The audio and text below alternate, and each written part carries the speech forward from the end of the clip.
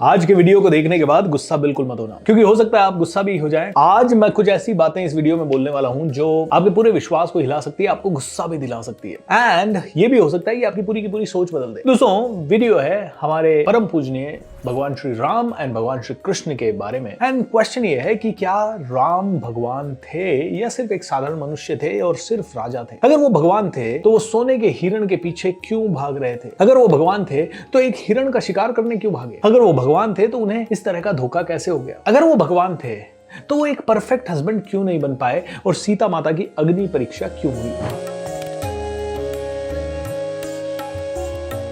और उससे भी बड़ा सवाल कि अग्नि परीक्षा के बाद सीता माता को दोबारा वनवास क्यों भेजा गया? और अगर कृष्ण भी भगवान थे तो उन्होंने महाभारत में कई सारे रूल्स क्यों तोड़े? क्यों कर्ण के निहत्था होने पे भी वार करवाया? क्यों झूठ बुलवा के द्रोणाचार्य जी का गला कटवाया? क्यों अपनाई ये अलग अलग स्ट्रैटेजीज युद्ध जीतने की? फेयर क्वेश्चंस है, करेक्ट? अब ये जितने भी सवाल है ना, आपने किसी न किसी रील में सुने होंगे, किसी न किसी दोस्त ने आपसे बहस की होगी और हर बार जवाब या तो मिला नहीं होगा या इतना कमजोर मिलता होगा कि आप चुप हो जाते होंगे। दोस्तों, समस्या सवाल नहीं है, समस्या उस लेंस में है जिससे हम भगवान श्री राम को देखते हैं।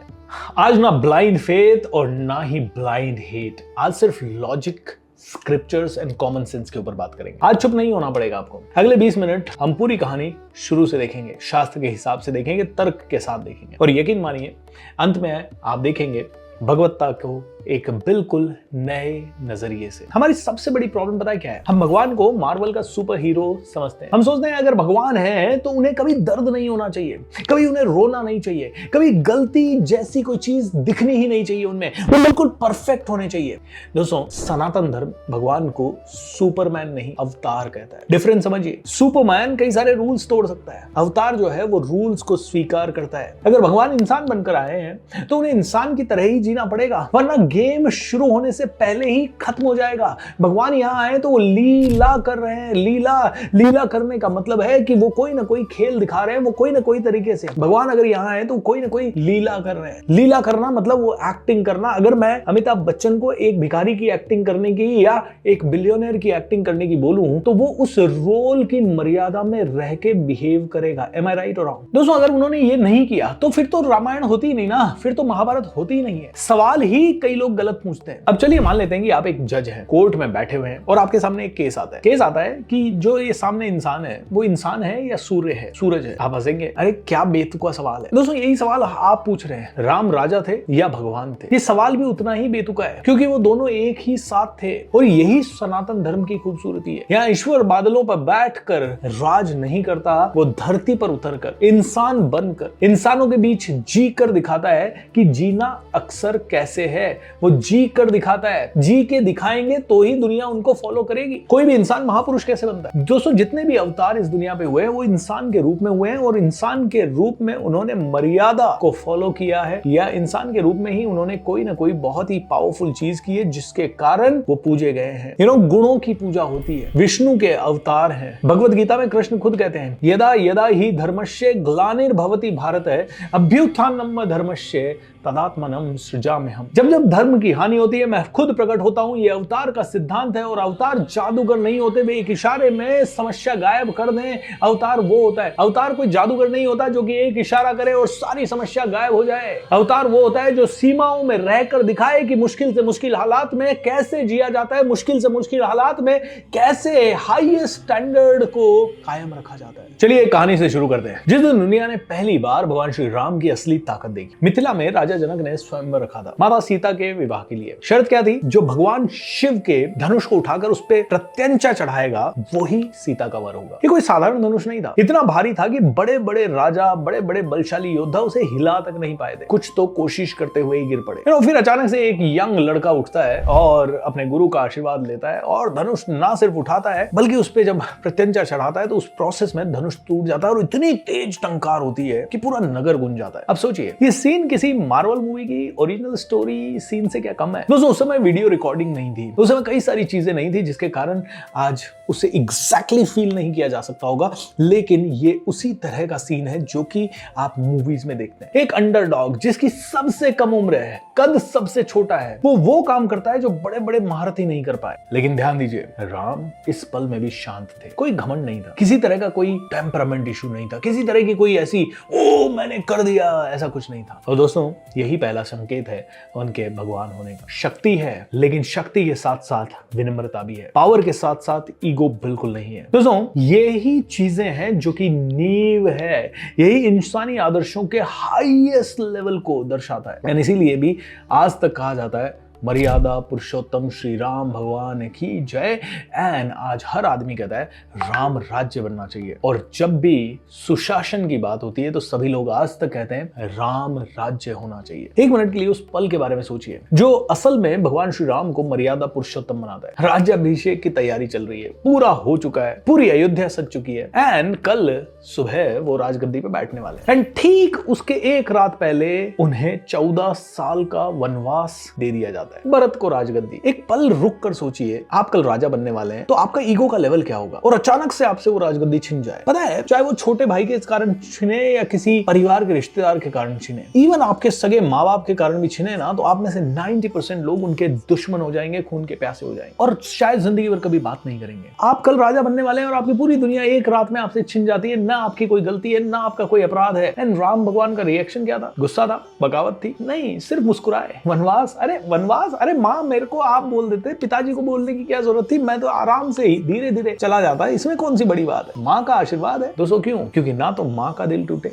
ना पिता का वचन टूटे। आज के जमाने में समझ पाना बहुत ही ज्यादा मुश्किल है, जहां हम अपनी पर्सनल पीस के लिए रिश्ते तोड़ देते हैं। पर भगवान श्री राम यहाँ एक गहरी बात सिखाते हैं। असली ताकत वो नहीं जो हक लेकर रहे, असली ताकत वो है जो हक होते हुए भी उसे छोड़ दे किसी बड़े सिद्धांत के लिए। यही वो पल है जब एक होने वाला राजा खुद को साबित करता है कि राजा से कहीं ज्यादा ऊपर है। और दोस्तों यही उनकी क्वालिटी है। अब दोस्तों वो कहानी जो आपको स्कूल में भी थोड़ी बहुत पढ़ाई गई है लेकिन शायद नहीं पढ़ाई गई है। वनवास के दौरान एक कहानी आती है जो आज के दौर में सबसे ज्यादा रेलेवेंट है, माता शबरी की कहानी। शबरी माता एक भिलनी थी उस समय के समाज में जिन्हें निम्न जाति का माना जाता था, और वो सालों से जंगल में एक ही उम्मीद में बैठी थी कि एक दिन तो मेरे राम आएंगे। और जब राम आखिरकार आते हैं तो शबरी माँ उन्हें प्रेम से बेर खिलाती है। पर पता है क्या है? हर बेर को चक्कर खिलाती है कि कहीं कोई खट्टा तो ना हो। उस दौर की बात जहां झूठा भोजन, वो भी निम्न वर्ग के व्यक्ति के साथ किया जाना मतलब इम्पॉसिबल था। आज तो फिर भी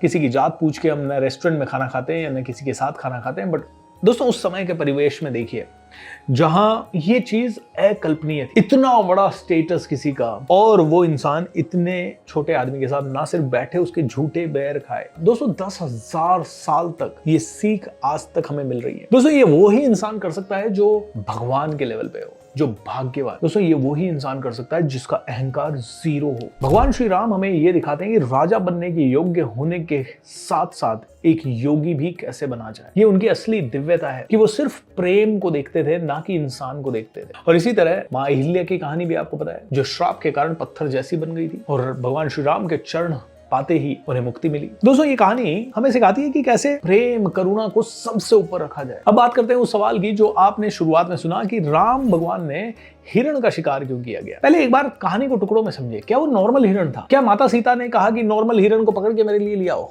नहीं, वो सोने का हिरण था, सोने का हिरण जो अपने आप में मंत्रमुग्ध कर देने वाला था। और माता सीता ने ये नहीं कहा कि मुझे मांस खाना है उस हिरण का इसलिए मेरे लिए लेके आओ। उन्होंने भगवान श्री राम को कहा कि अरे सोने का हिरण, अरे ये तो एक बार देखना चाहिए, ये तो हमारे पास आना चाहिए एक बार। एंड भगवान श्री राम तो शायद जानते थे कि ये माया है। सीता माता ने वो हिरण देखा, मंत्रमुग्ध हो गई और भगवान श्री राम को कहा कि मुझे वो हिरण चाहिए। भगवान श्री राम और लक्ष्मण दोनों को शक हो जाता है क्योंकि असली हिरण वैसे सुनहरे सोने जैसे नहीं होते थे। लक्ष्मण भगवान तो साफ कहते थे ये तो माया है, ये जाल है, भगवान आप क्यों जा रहे हो। पर देखिए एक मिनट के लिए भगवान श्री राम क्या करते हैं, वो अपनी पत्नी की इच्छा का सम्मान करने का फैसला लेते हैं, जानते हुए भी कि खतरा है। ये कोई शिकार का शौक नहीं था दोस्तों, ये एक पति का फैसला था जो शक होने के बावजूद भी अपनी पत्नी की खुशी को पहले रखता है। और आगे क्या होता है, वो हिरण असल में मारीच राक्षस निकलता है। दोस्तों वो हिरण असल में मारीच नाम का राक्षस था, रावण की एक योजना का हिस्सा था जिससे कि वो भगवान श्री राम को कुटिया से दूर ले जा सके एंड माता सीता का अपहरण किया जा सके। अगली बार जब आप में से कोई भी इंसान ये सुने ना किसी के मुंह से कि भगवान श्री राम ने शिकार किया, तो बताइएगा भगवान श्री राम शिकारी नहीं थे, वो एक जाल के शिकार खुद हुए थे, और वो भी अपनी पत्नी के प्रेम के कारण और सम्मान के कारण। और ये मृग कोई साधारण मृग नहीं था, ये कोई ना कोई मायावी मृग था। तो उनकी भी क्यूरियोसिटी यही थी कि ये मायावी मृग यहाँ आया कैसे, सोने का हिरण हो कैसे सकता है। एंड दोस्तों यही वो चीज थी जिसने रामायण की जंग को जन्म दिया। इवन अगर प्रभु की परिवेश से समझे तो ये एक लीला भी थी, ताकि रावण का वध करने का एक बहुत ही बड़ा कोई ना कोई उन्हें मौका मिल सके। और अगर इसे एक और परिप्रेक्ष्य में समझें कि भगवत सत्ता क्या है, तो शायद ये एक लीला थी भगवत सत्ता की। एंड ये लीला इसलिए थी ताकि रावण को मारने का एक उचित कारण भगवान के पास मौजूद हो सके। और दोस्तों अब मैं बात करूंगा उस सवाल की जिसका जवाब देते देते बड़े बड़े विद्वान भी अटक जाते हैं। रावण वध के बाद राम सीता वापस आते हैं और यही वो सीन आता है जिसके कारण सबसे ज्यादा आलोचना होती है प्रभु श्री राम की, वो है माता सीता की अग्नि परीक्षा। अब दोस्तों यहाँ पहली बात साफ कर देते हैं, वाल्मीकि रामायण खुद कहती है कि राम को सीता की पवित्रता पर निजी तौर पर किसी तरह का कोई संदेह नहीं था, तो फिर परीक्षा क्यों? समझिए, आज एक मुख्यमंत्री है या राष्ट्रपति है या प्रधानमंत्री है एंड उनके परिवार का कोई भी व्यक्ति किसी तरह से पूरी जनता पूरा देश कहता है अपराधी है। जैसे कि इस समय एक चर्चा चल रही है कि राम मंदिर में चोरी हुई। चोरी किसने की? जो मंदिर के ट्रस्टी हैं उन्होंने। अब हो सकता है कि वो सरकार के बड़े क्लोज हो, लेकिन क्या सरकार को उनके ऊपर एक्शन लेना चाहिए? 100% लेना चाहिए। लेना चाहिए इन द सेंस वो चोर हैं या नहीं है ये तो बाद में पता चलेगा। क्या उन पे प्रॉपर केस चलना चाहिए? यस। क्या किसी मुख्यमंत्री के बेटे ने कोई अपराध या किसी भी तरह का कोई भी चीज किया तो क्या पूरी जनता अगर उस पर सवाल उठा रही है तो मुख्यमंत्री को कहना चाहिए नहीं नहीं नहीं नहीं नहीं ये गलत ही कर नहीं सकता? जब एक राजा हो आप और पूरी प्रजा और हजारों लोग कह रहे हैं नहीं नहीं अग्नि परीक्षा तो होनी चाहिए, वहां पे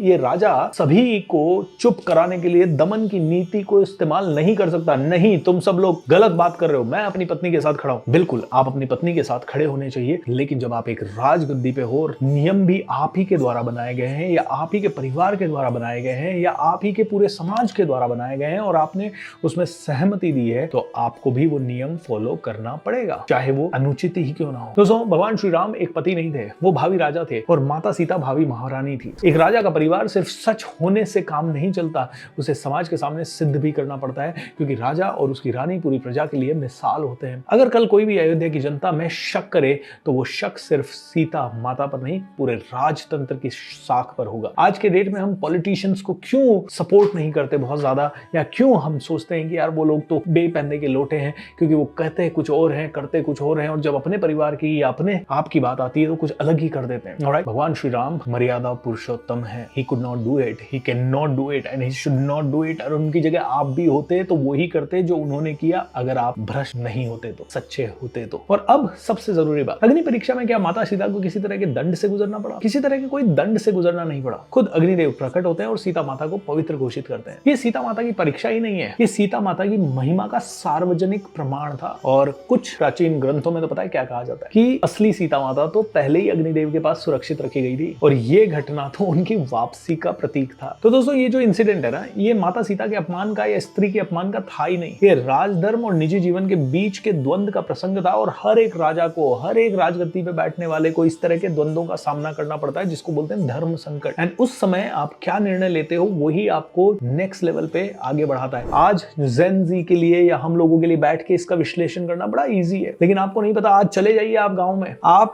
चले जाइए इवन हरियाणा में चले जाइए, बिहार में चले जाइए, कई सारी ऐसी कथाएं हैं जो आपको और मुझे बिल्कुल तर्कसंगत 1% नहीं लगेगी, लेकिन वहां का हर एक आदमी जानता है कि शायद ये तर्कसंगत नहीं है, लेकिन जस्ट बिकॉज वो समाज की नीड है इसीलिए कर रहा है। आज इनफैक्ट सारे अमेरिकन इंडिया के ट्रेडिशंस पे हंसते होंगे कि भाई हर किसी को आप बहुत जी लगा के बोल रहे हो, कई सारी चीजें, वो हंसते होंगे। और वहां के लोग बोले हुए what kind of stupid people are they, ये तो हर किसी के चरण में गिर जाते हैं। लेकिन हम क्या कहेंगे, ये हमारे कल्चर की सबसे स्ट्रॉन्ग बात है। दोस्तों आपके कल्चर को आपको प्रोटेक्ट करना होगा। उस समय के राज भगवान श्री राम ने प्रोटेक्ट किया और ये प्रोटेक्ट करना उनकी जिम्मेदारी होती है, चाहे वो कीमत कितनी भी बड़ी क्यों ना हो।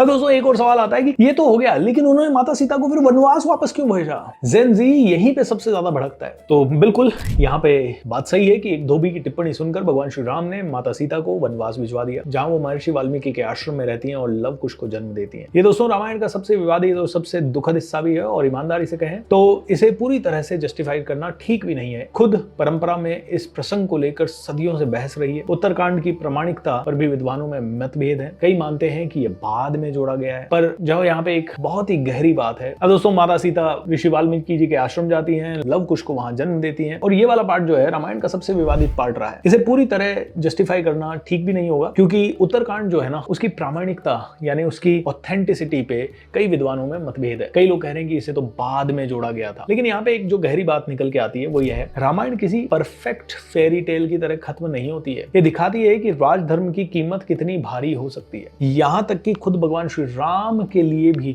जो अपने निजी दुख में जीते हुए भी राजा के कर्तव्य को नहीं छोड़ते। राम यहाँ कोई बहुत परफेक्ट हीरो नहीं दिखते हैं, वो एक ऐसे इंसान दिखते हैं जो अपने सबसे भारी फैसले की कीमत भी चुकाते हैं, अकेलेपन में बाकी जीवन पूरा बिता देते हैं, एंड उसके बावजूद भी अपनी मर्यादाओं को कहीं नहीं छोड़ते, उसके बावजूद भी प्रजा की सेवा को कहीं नहीं छोड़ते, और हर एक सिचुएशन में एक आदर्श व्यक्ति की तरह बिहेव करते हैं। और यही चीजें हैं दोस्तों जो कि रामायण को एक इतिहास बनाता है, जहां जीत भी संपूर्ण सुख नहीं लाती। और क्या ये सच नहीं है? हजारों लोग बहुत सारा पैसा कमाने की दौड़ में और बहुत सारा पैसा कमा भी लेते हैं, लेकिन लाइफ का कोई ना कोई पार्ट इम्परफेक्ट रह जाता है, लेकिन बाकी के लोग इसका शोक मनाते हैं, एंड भगवान इसे सहजता से स्वीकार करते हैं। अब दोस्तों, अभी तक हमने भगवान श्री राम के बारे में देखा, जो कि सीमाओं में रह के काम करते हैं। अब मिलिए भगवान श्री कृष्ण से, जो सीमाएं तोड़ कर दिखाते हैं कि मैं कितना दिव्य हूं। गोवर्धन पर्वत की कहानी मान लीजिए, जब इंद्रदेव गुस्से में थे, ब्रज पर मूसलाधार बारिश कर गए, तूफान भेजते हैं, भगवान श्री कृष्ण ने एक उंगली पर पूरे गोवर्धन पर्वत को उठा लिया और सारे गांव को शरण दे दी। कोई छुपाना नहीं, कोई संकोच नहीं, सीधा चमत्कार सबके सामने। द्रौपदी का चीरहरण होता है, जब कौरवों की सभा में द्रौपदी का अपमान होता है तो हर कोई चुप बैठा रहता है। भगवान श्री कृष्ण अदृश्य रूप से उनकी साड़ी को अनंत कर देते हैं। यहाँ भी सीधा हस्तक्षेप। कुरुक्षेत्र के मैदान में जब अर्जुन युद्ध से पीछे हटने लगता है, तब भगवान श्री कृष्ण अपना विराट रूप दिखाते हैं और सीधे कहते हैं, मैं ही समय हूँ, मैं ही सब कुछ हूँ, कोई पर्दा नहीं। क्यों? क्योंकि कृष्ण का अवतार का उद्देश्य ही अलग था। भगवान श्री राम आए दिखाने के लिए कि सीमाओं में रहकर धर्म कैसे जिया जाए। भगवान श्री कृष्ण आए ये दिखाने के लिए कि जब अधर्म हद से पार कर जाए तब दिव्यता कैसे खुलकर सामने लाए। एक चीज लेकिन यहाँ ध्यान देने की है, भगवान श्री कृष्ण ने भी हर पल दिव्यता का दिखावा नहीं किया। सुदामा जब कृष्ण से मिलने आते हैं, वो बहुत गरीब होते हैं, टूटे फूटे कपड़ों में होते हैं, लेकिन भगवान श्री कृष्ण द्वारका के राजा, भगवान श्री कृष्ण द्वारका के राजा होने के बाद भी अपने बचपन के दोस्त से उसी तरह से मिलते हैं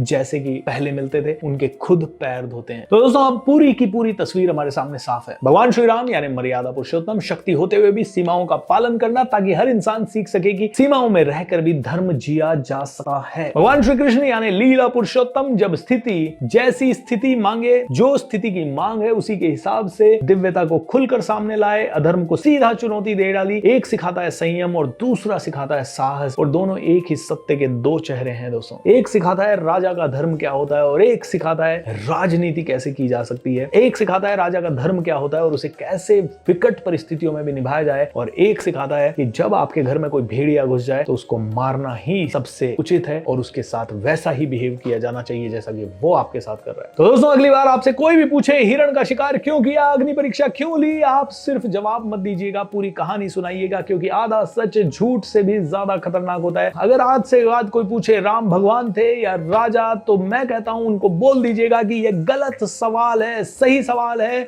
अगर राम आज हमारे बीच में होते तो क्या हम में से कोई भी उन्हें पहचान पाता कि ये भगवान श्री राम हैं। दोस्तों, अगर वो आज हमारे बीच में होते तो हम उनकी टांग खिंचाई करते हैं। हम में से कई लोग कहते हैं, अरे देखो राजा फेल हो गया, अरे देखो राजा से ये नहीं हुआ। हम बहुत सारे ऐसे कटाक्ष करते हैं, हम रिजल्ट देख कर जज करते हैं दोस्तों, लेकिन शास्त्र जो है ना वो इंटेंशन देखता है। दोस्तों, भगवत्ता चमत्कार में नहीं, भगवत्ता है मुश्किल हालात में भी सही चुनने में, चाहे कीमत कुछ भी हो। अरे भाई, इतना सन्नाटा क्यों है? मेरी बात समझ में नहीं आ रही क्या? सन्नाटा इसीलिए है, जब लॉजिक सामने आ जाता है ना तो सारी नॉइज खत्म हो जाती है। दोस्तों, राम को भगवान इसलिए नहीं माना जाता क्योंकि उन्होंने चमत्कार किए। राम को भगवान इसलिए माना जाता है क्योंकि उनके पास पावर थी, अथॉरिटी थी, आर्मी थी, फिर भी उन्होंने कैरेक्टर की पावर को सबसे ऊपर रखा। और आज इंसान के पास पावर तो बहुत है लेकिन कैरेक्टर नहीं है। दोस्तों, अगली बार कोई भगवान राम के कैरेक्टर पे उंगली उठाए तो उनसे लड़िएगा मत। तो उनसे पूछना, क्या आपने रामायण पूरी पढ़ी है या आप सिर्फ मीम्स देखकर ही बात कर रहे हैं, या गूगल के बेस पे छोटी मोटी इंफॉर्मेशन निकाल के बात कर रहे हैं? विजडम पढ़ने से मिलती है दोस्तों, और यही सनातन की सबसे बड़ी ताकत है। ऑलराइट, प्रश्न पूछो, तर्क करो, लेकिन कुतर्क